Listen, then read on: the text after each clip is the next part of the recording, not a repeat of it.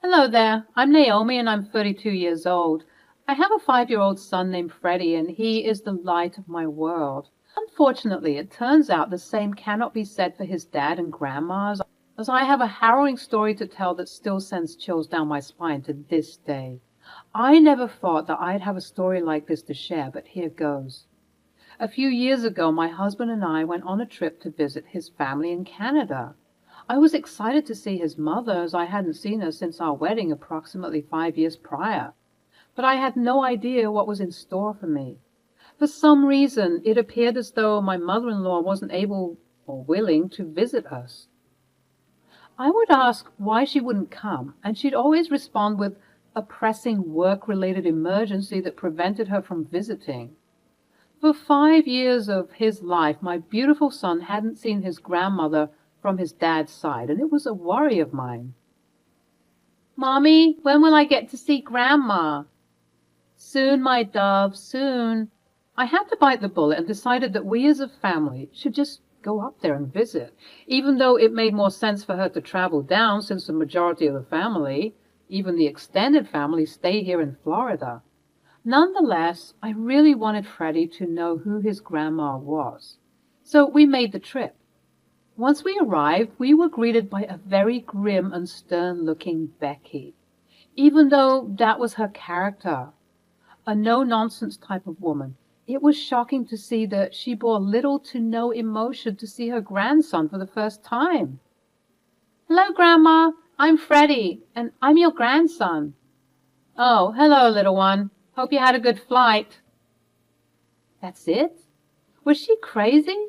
It's like she would combust at the slightest show of affection and compassion. Freddie, being the innocent and pure ball of light and love he was confused at the rejection. He wasn't used to this type of treatment. Nonetheless, because he is loved and is a positive boy, he still maintained hope that a relationship could be formed. "Hey, Mom." "Hello, son. How are you?" "I'm good, thank you. Let's go home. I'm freezing. Can't believe I forgot how cold Canada could get." "You should move back up here. It's better than Florida." "I don't think we can. We have so much down there. It would just be impossible. But you can work remotely, right? And honestly, you shouldn't even be working. You should retire and rest, Becky. Why not move down to Florida and be closer to us?" "And be closer to all the half-naked hooligans and miscreants? No. I'm fine here in my cold and cool weather." Cold and cool were understatements. We were practically freezing. I made sure to bundle up Freddie in as many layers as possible. He'd never really been in contact with this level of coldness in his life, so I was extremely worried. But for whatever reason, his grandma was obsessed with the cold.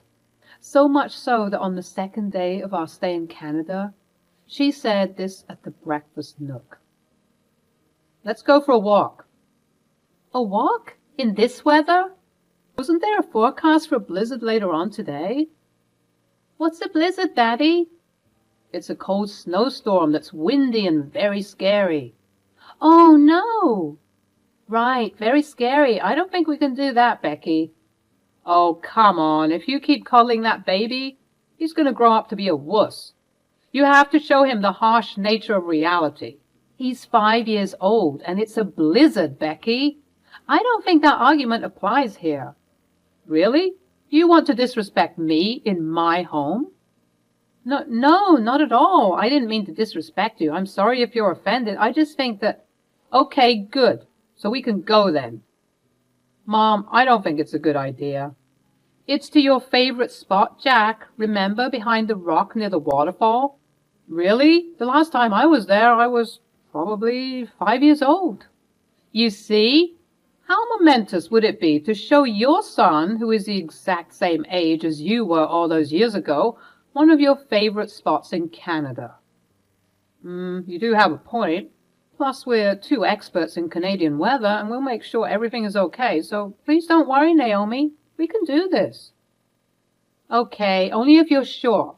Because I don't know anything about this, and obviously Freddie doesn't either, so please let's remember to stay close." Yeah, of course, don't worry."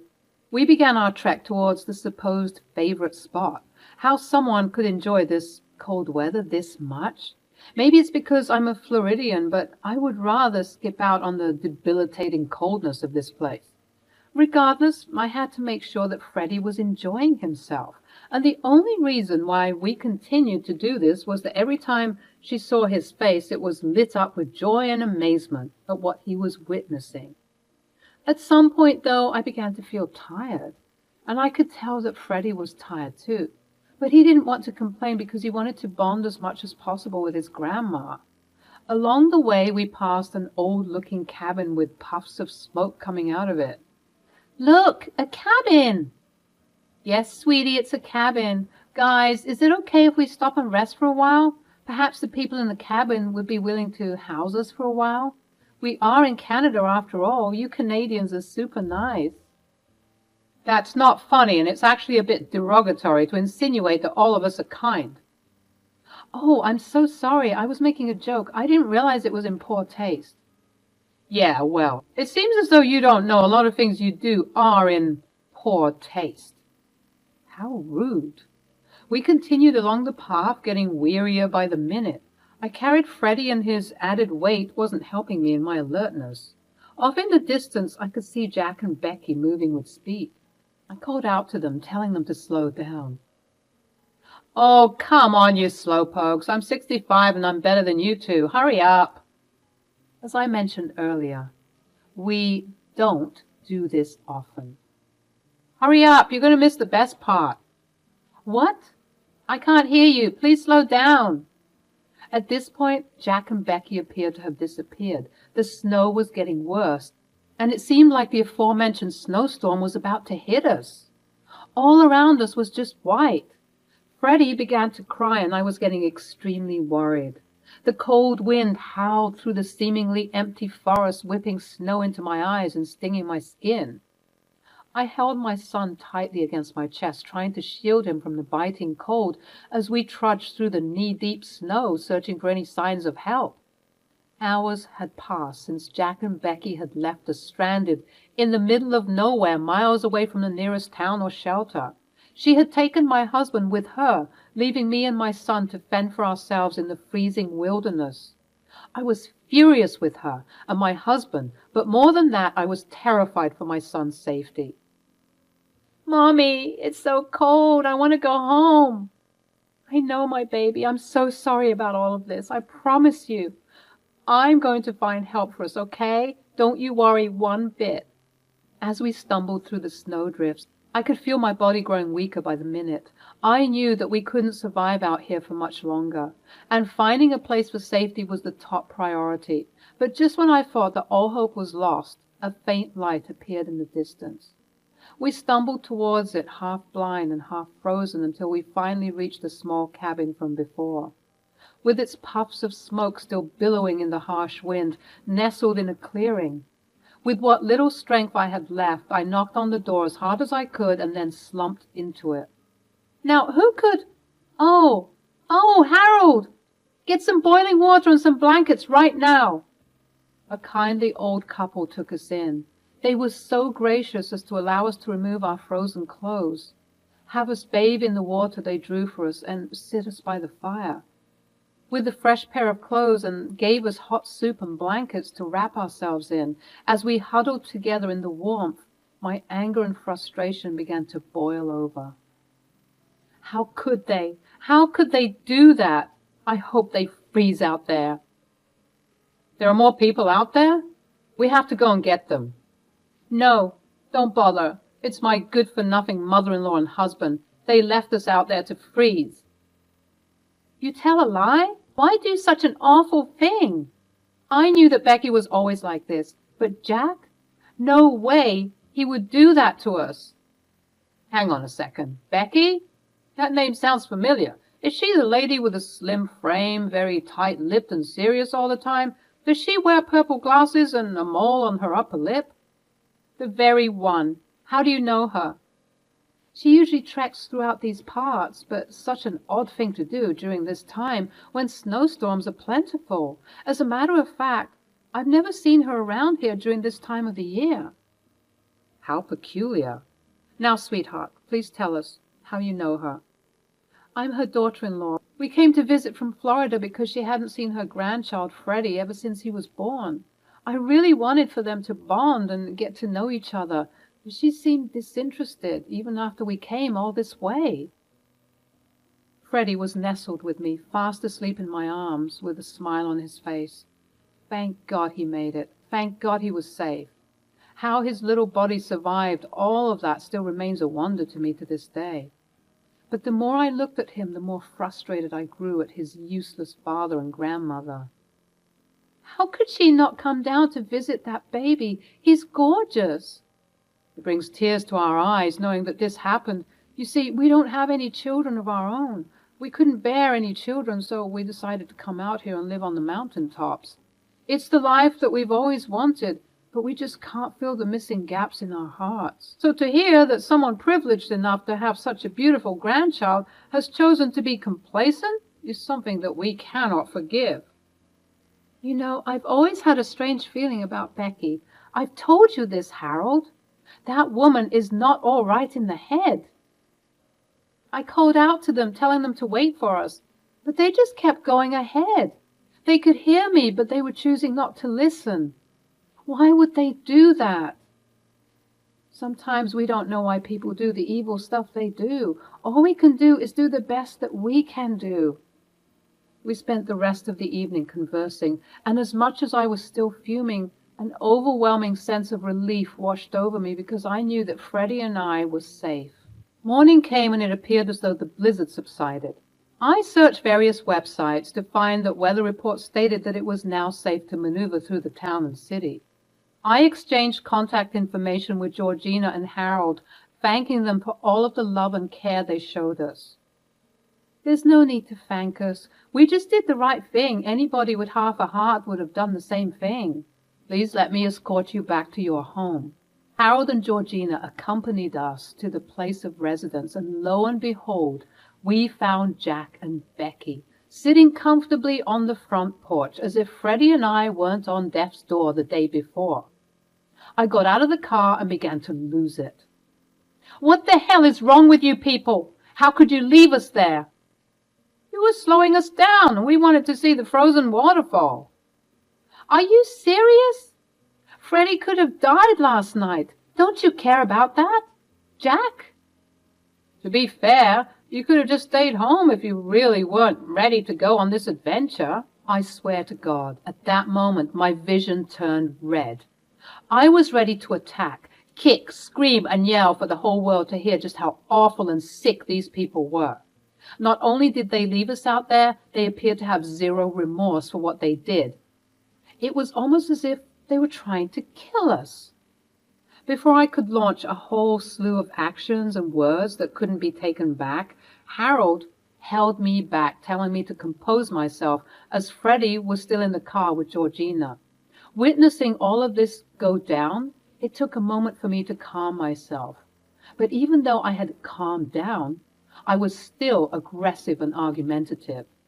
You left us there. We could have died, Jack. Don't you care about that? Don't you care that your mother tried to kill us? Don't be dramatic, Naomi. She wasn't trying to do that. Look, the reason why we didn't come back for you is because we knew that you would find help and shelter. I mean, you pointed out that cabin, right? It looks like you got the help you needed. No thanks to you or your mother. I cannot believe what I'm hearing right now. How could you be so cold and callous to your wife? I have half a mind to come over there and knock you out. Try it, old man. I dare you. Enough, everyone. Don't give me a headache. Listen, Naomi, I'm sorry that you couldn't handle a bit of the cold weather, but I swear there was no ill intention on my part. Oh, yeah? Why on earth would you go trekking at this time of the year? We never see you during this time, so why now? Why now when you have a child who only wanted to bond with you? Someone could argue that this level of gross negligence was intentional, Becky. There's no way an experienced trekker like you would travel during this time. Only experts can mess around with the weather like this. But novices like Naomi and a child like Freddie? You are a sick and twisted, pathetic individual. This seemed to dissolve Becky's cold and hard exterior as she looked panged, at least for a moment before returning to her Wicked Witch of the West exterior.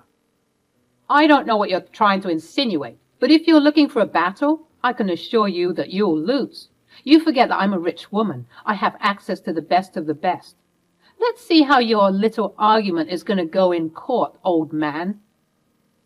You two are sick, and I never want to see you again. I hope you rot in hell.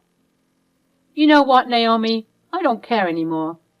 I don't care about putting up this front to you and everyone, so let me lay it straight for everyone to hear. I don't care about you and that baby. Honestly, I wish that both of you did die yesterday. At least this way you'd stop pestering me about trying to meet that baby. Do I look like I care? I made my move to her as if my body had a mind of its own. I walked up to her and slapped her. I continued to slap and kick as much as I could before being ripped off of her by both Jack and Harold. Naomi, how dare you? How dare I? How dare you sit there and defend this witch? She had it coming. I'll sue you. How dare you put your hands on me? She obviously didn't mean that. Look, it seems like tensions are high right now. Why don't we all take a deep breath? Let's all come inside and sort this out. You are a weak and pathetic man, and I hope you spend the rest of your life atoning for what you did to your son. Before Jack could respond, I spat squarely in his face before heading inside, getting both Freddie and his belongings, and getting into the car with Georgina and Freddie. Mommy, I'm scared. What's happening? Why did you fight Grandma? Sweetie, I'm so sorry. You had to see that. Things are a lot complicated here, and I don't want to lie to you, but I'm afraid you're a bit too young to understand. But for now, I'm so sorry to tell you that it seems like Grandma and Daddy don't want us here. We can't be here because Daddy and Grandma aren't very nice people, and I don't want you to be around people who aren't nice. But Georgina and Harold are nice people, aren't they? Yes, I love Georgina and Harold. Can Georgina and Harold be my Grandma and Grandpa? Oh, bless your heart, my sweet child. You're going to make me cry. Of course I can be your grandma. I'll always be your friend, and I promise to take care of you if you need me to. Harold got in the car and drove us to a hotel, where we got some time to rest and recuperate, but unfortunately, the whole ordeal was just a bit much to handle. I was very fearful for the future of both Freddie and me, as this meant divorce. Just because of how powerful and influential Jack and Becky were. I was scared that they would end up getting custody of Freddie. I decided to talk to Georgina and Harold about it once Freddie was fast asleep. What am I going to do? I'm going to go to jail. Nonsense. That hag won't press charges. But what if she does? She won't, because we have evidence of her conspiracy to commit murder. How? We always come prepared, sweetie. We secretly recorded the whole ordeal. Now you can take this recording with you and use it against your husband and mother-in-law in court. You guys are angels in disguise. How did you even...